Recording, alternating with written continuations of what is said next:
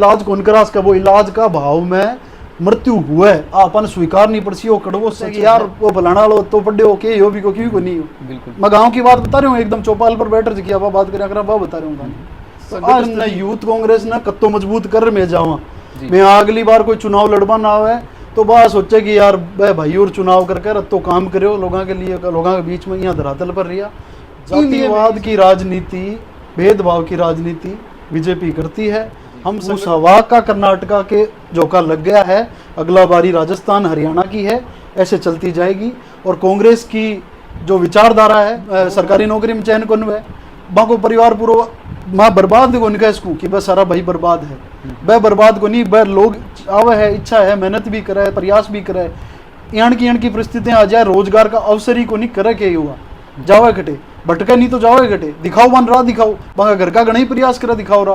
पर आप लोग राजनेता हो, आप राज में बैठे हो, आप लोग पावर में बैठे हो, आपके पास पावर है, निकाल दो नौकरियां। क्या है इतनी जनसंख्या है, कोई ना कोई नौकरी अलग से डिपार्टमेंट बनाओ। ये जो आजकल जो माहौल बन रहा है, हमें जातियों के नाम पे धर्म के नाम पे बांट रहे हैं, उसके बंटवारे में मत आओ, उनके पहलाने पुस्काने में मत आओ। हम हिंदुस्तानी हैं, सबसे पहले हम हिंदुस्तानी हैं। और इससे पहले मेरा हाथ जोड़ के आपसे यही निवेदन है, आप भाईचारा आपस में बनाए रखिए। कभी भी आपको कोई धर्म के नाम पे वर्गलाता है, जाति के नाम पे वर्गलाता है, कोई राजनेता हो, कोई संगठन हो, कोई व्यक्ति हो, तो उसके वर्गलाने में आप बहकाने पे ना। नमस्कार साथियों, मैं महेंद्र फगोर, आप देख रहे हैं न्यूज़ 24/7। इस टाइम में अपना देश सबसे जवान देश है पूरे विश्व में। और जब लोग कहते हैं, कहावत चलती है कि जिधर जवानी चलती है उधर जमाना चलता है। आज हमारे साथ है मुकुल कीचड़। तो सबसे पहले मुकुल जी, आपका बहुत बहुत स्वागत है हमारे चैनल पे। आपने एक यूथ कांग्रेस का चुनाव लड़ा, एक ग्रुप्स भी आप रन करते हो। कैसे राजनीतिक जीवन की तरफ कैसे रुझान हो गया आपका? सबसे पहले तो आपकी शुरुआती जीवन से बात करेंगे थोड़ी सी। राजनीति हमने बड़ी नज़दीकी से देखी है जी। पिताजी और मेरे ताऊ जी, अभी ताई जी मेरे सरपंच हैं राजस्थान में। मेरी ताई जी पहली वो महिला थी जिन्होंने सरकारी नौकरी को छोड़ के चुनाव लड़ा और जीत के अभी वो सरपंच है गोकुलपुरा ग्राम के। मेरे पिताजी कभी राजनीति में पर्सनली सक्रिय नहीं है, लेकिन वो सपोर्टिंग रोल में हमेशा है। बचपन से जब छोटी सी साइकिल लेके गांव में घूमता था, उस पर भी कांग्रेस का झंडा लगा के मैं घूम लेता था। तो शौक तो बचपन से ही राजनीति का था, पर कभी यह सोचा नहीं था कि ये झंडा मेरे को इतना तवज्जो देगा। जो झंडा मैं गलियों में दोस्तों के साथ साइकिल पे लगा के घूमता था, गांव की गलियों में घूमता था, कभी ना ये सोचा था, ना ये राह चुनने की कभी इच्छा थी कि राजनीति में करूँगा।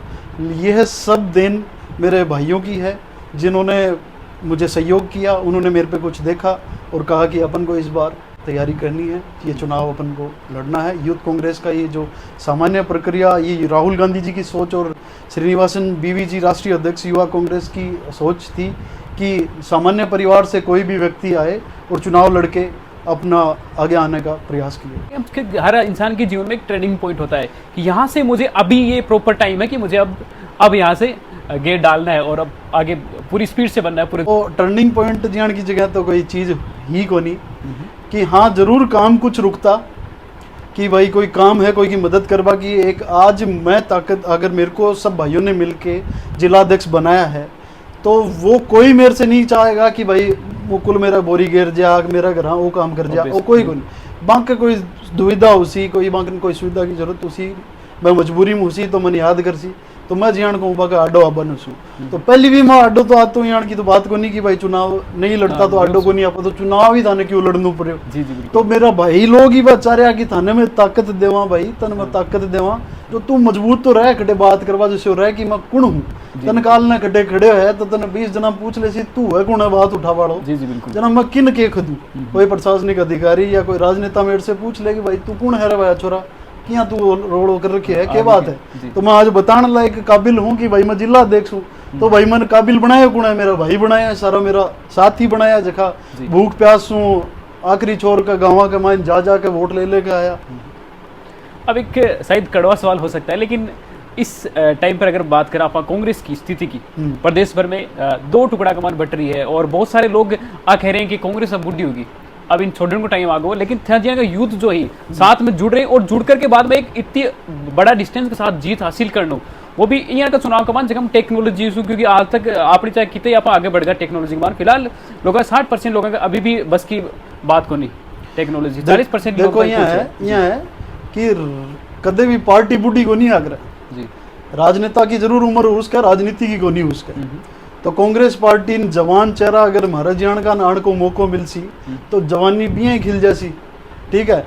और बात करें अब दो धड़ा की, तो वह तो आलाकमान को फैसलो है माने युवा दियो है, माने नेतृत्व दियो है, अठे चुनाव दियो है, माने लड़के में ही माने आया। हाँ, तो मारो तो काम वो है कि संगठन ने यूथ कांग्रेस ने कत्तो मजबूत कर में जावा।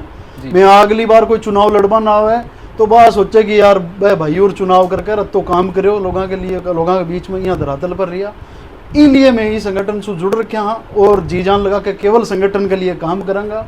कोई धड़ा हो कोई पक्ष हो, अपा कोई के साथ को नहीं, अपा युवा कांग्रेस के साथ हाँ, बी के बाद में कांग्रेस के हाथ के साथ में हाँ। अब और आप बात कर रहे हो जवानी की, तो कांग्रेस की जवानी तो अब आने लगी होती।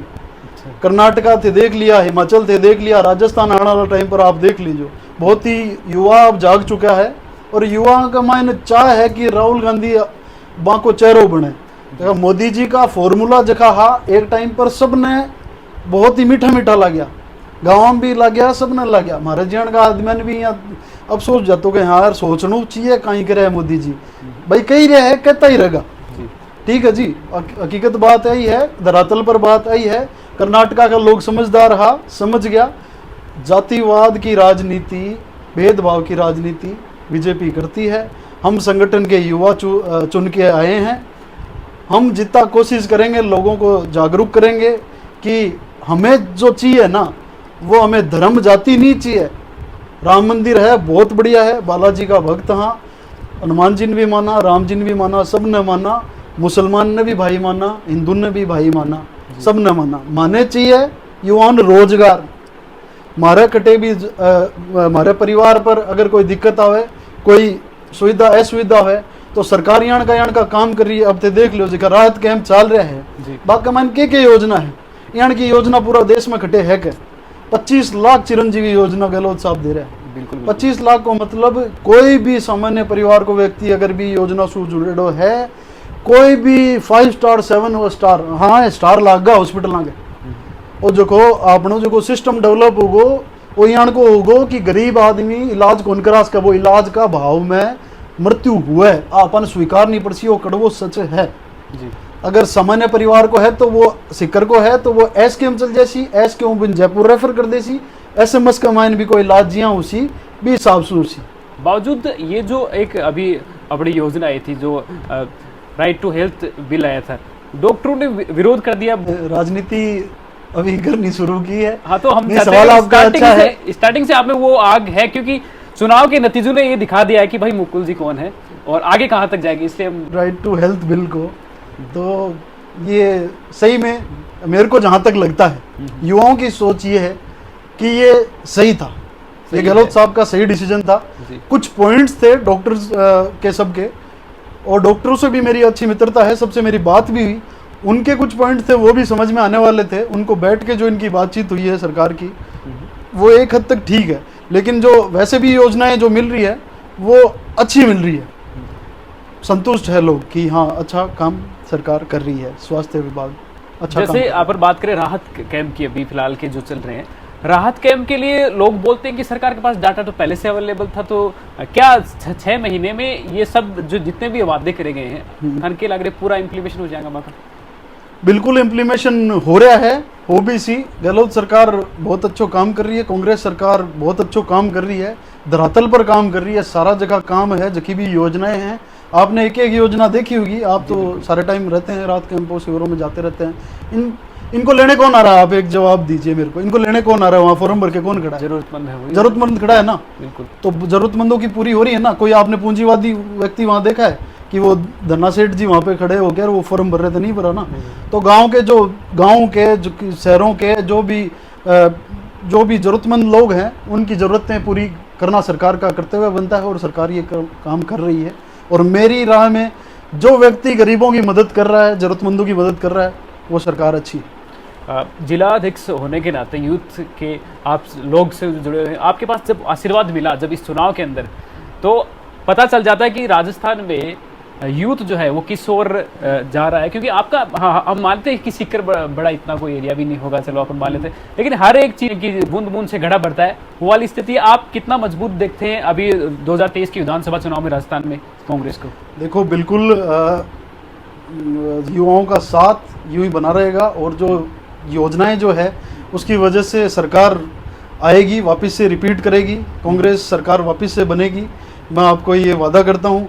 युवाओं में फिर से जोश भरा है, नई टीमें बनी है, और सारी जो युवाओं का जो ये अवसर मिला था, यूथ कांग्रेस का जो चुनाव हुआ था, हमारी जो प्रक्रिया थी, इसके अंदर युवा चोर चारे जो गाँव में बैठे हैं, कहाँ बैठे हैं, कितने विधानसभाओं से अध्यक्ष बनाए हैं, सारी टीमें बनी है, तो वो लोग भागीदारी लेंगे इसमें।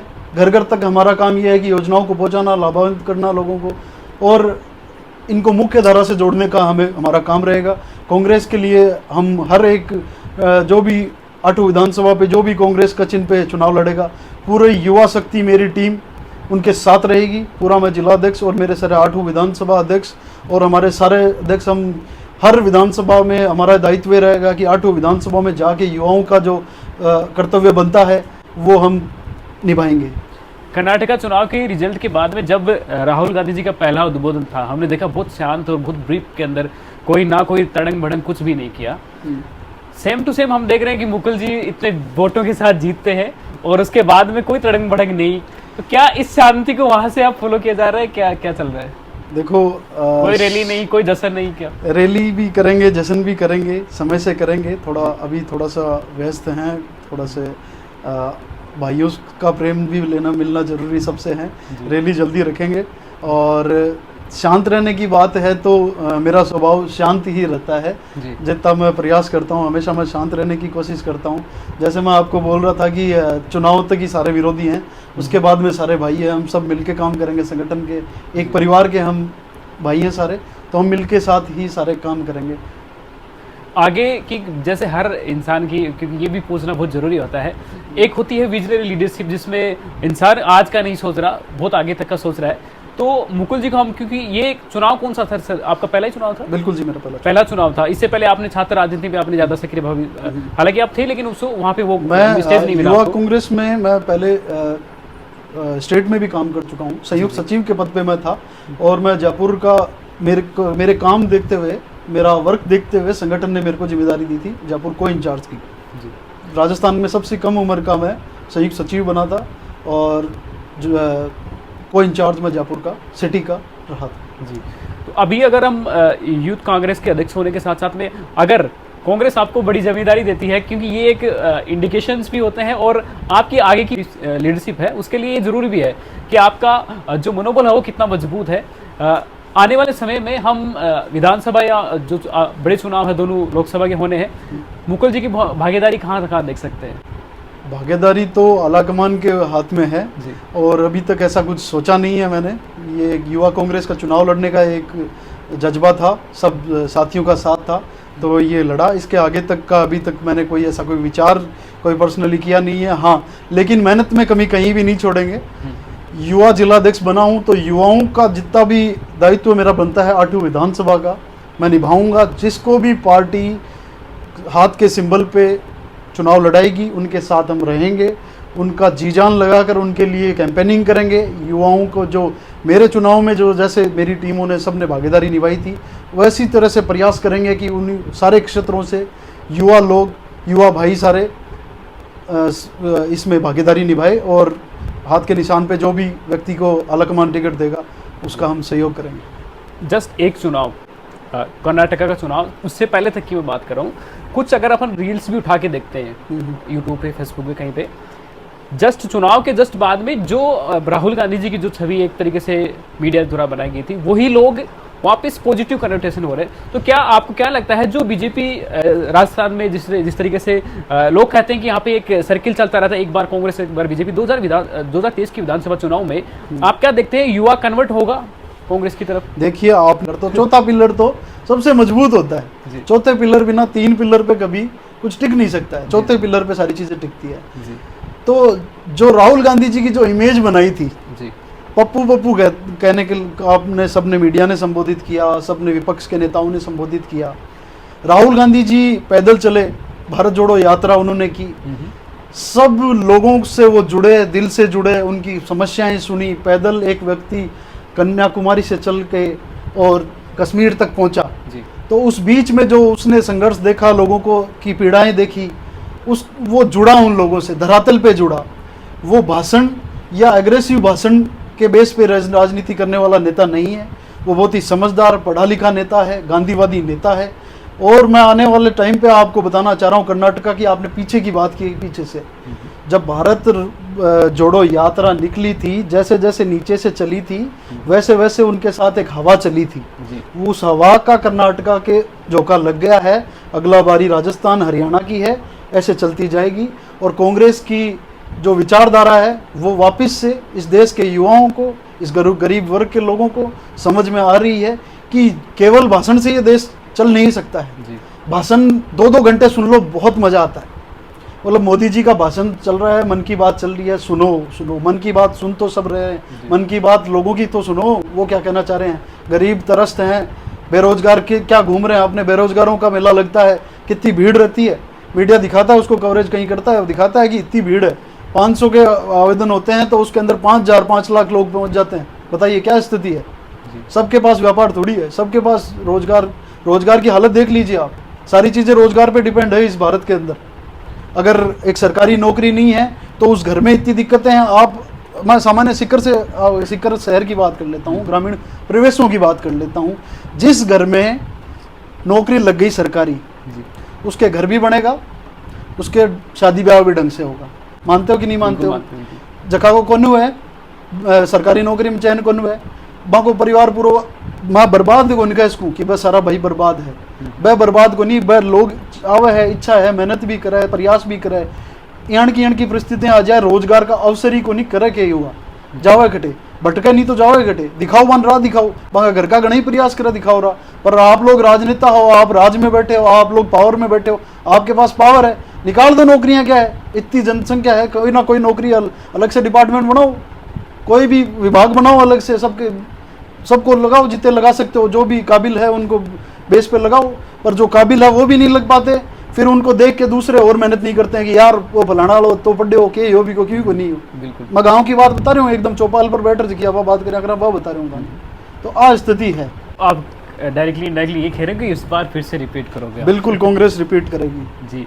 अब एक इस इंटरव्यू का लास्ट क्षण जिनमें हम ये जानना चाहेंगे कि जब रिजल्ट आया था आपके चुनाव का, क्या आपको इतनी उम्मीदें थी वो धक वाला जो सिस्टम चलता है उन 4-5 घंटों में, उसकी थोड़ी सी आप बिल्कुल बताना चाहेंगे? क्योंकि ये इतना बड़ा डिस्टेंस के साथ, इतनी बड़ी अंतराल के साथ आप जीत हासिल करेंगे, ये क्या आपको पता था पहले से? बिल्कुल, इस प्रक्रिया में पूरे राजस्थान में 1,60,000 वोट बने, सबसे ज़्यादा सीकर जिले के, आठों विधानसभा के सीकर जिले के। उसमें से जो प्रोसीजर था जिसमें छटनी होनी थी स्क्रूटनी में, उसके अंदर 59,000 वोट सीकर के बचे।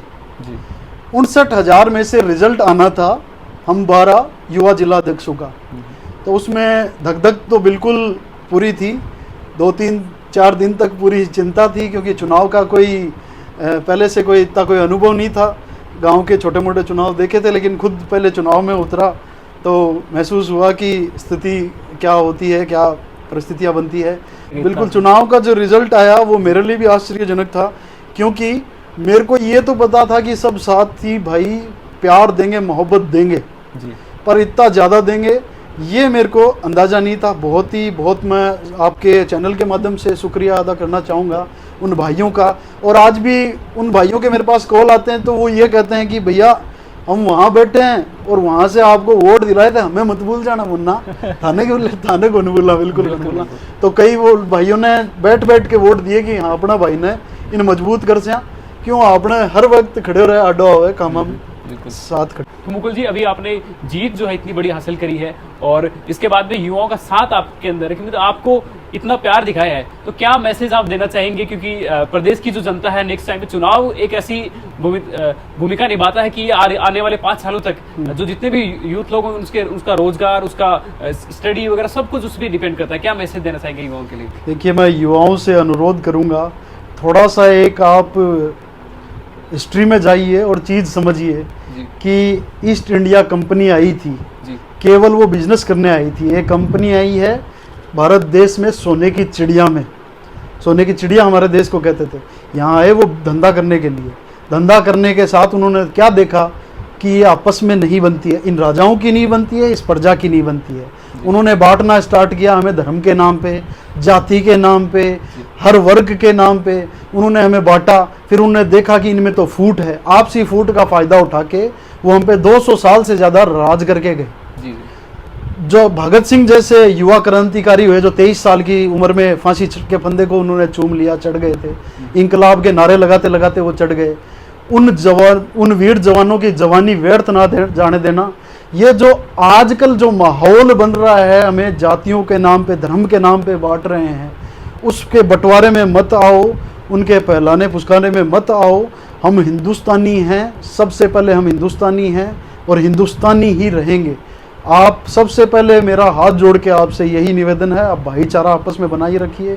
कभी भी आपको कोई धर्म के नाम पे बरगलाता है, जाति के नाम पे बरगलाता है, कोई राजनेता हो, कोई संगठन हो, कोई व्यक्ति हो, तो उसके बरगलाने में, आप बहकाने पे ना आए।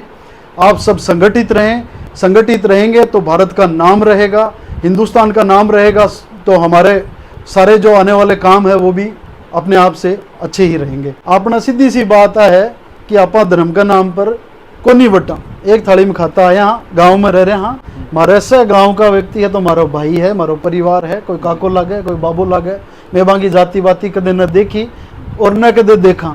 तो वो गाँव वालों जो कल्चर है, इन्हीं आपने लेर चाल लियो। वो तो इधार से निवेदन है, राजनीति तो करनी बड़ी अलग चीज़ है। तो यही प्यार और जो भाई साहब जी का बोल रहे हैं कि नहीं भूलने वाली जी की आकी जी की विचारधारा है, आंखों जो व्यक्तित्व है, विशु थे सब वाकिफ भी होगा जो लोग मुकुल जी ने पर्सनली जाने ही क्यों। और यो जो चुनाव है जिला अध्यक्ष को यूथ कांग्रेस को, यो भी बड़ी कोई छोटी मोटी बात को नहीं है, और इतना वोटा के साथ अंतराल के साथ मैं जीत लूँ, अभी एक बहुत बड़ी अपने आप में बड़ी बात है। तो मुकुल जी ने थे नेक्स्ट टाइम में खते देखना चाहो, कौन सी जिम्मेदारी के साथ देखना चाहो, आप भी थे कमेंट सेक्शन में राय जरूर रखियो। Thanks for watching. Meet we soon in next video.